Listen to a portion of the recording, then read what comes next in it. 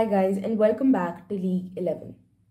Now the West Indies tour of Pakistan is approaching and it will be taking place from 13 December to 22nd December. It will be taking place at the National Stadium in Karachi. There will be 3 games of T20s as well as 3 ODIs. Now let's discuss a little bit about their recent performances and kind of set the precedent as to how they might be doing this time. Now, the World Cup is a fine display of Pakistan's true talent. They played beautifully and were able to make it to the semi-finals where they finally lost to Australia. But up until then, they were playing really magnificently. Now, West Indies, on the other hand, did not perform well at all and weren't even able to make it past the group stage. They only had 1 total victory under the belt. Now, the last time these two teams faced off was a little before the World Cup. And unfortunately, 3 out of 4 of these planned games were washed out. So nobody was able to really see the kind of play these two teams would have. But the one game that did take place, Pakistan won by 7 runs.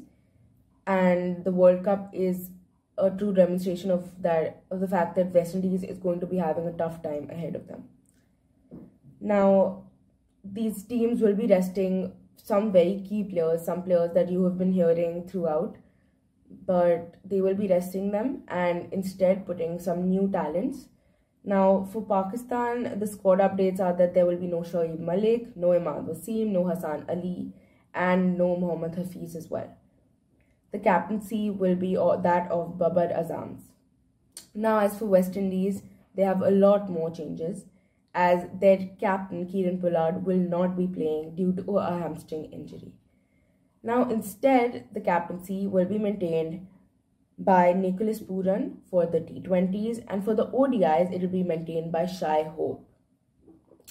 The squad has changed quite a bit, and already planned was that there'll be no Holder, no Allen, no McCoy, no Lewis, no Hetmeyer, no Russell, no Simmons. But even after that, 3 West Indies players have tested positive for COVID and will not be available for these games. And these players are Kyle Mayers, Roston Chase, and Sheldon Cottrell. So West Indies has overgone a complete makeover as for the team because so many of these players will not be playing. Now, West Indies feels very confident in the new talent that they have, and scouts as well as coaches have said that they need to really test out these newcomers who have been performing well in smaller games until now. Some of these players will be Justin Greaves, Odean Smith, Shamar Brooks, Gudakesh Moti, and Dominic Drakes.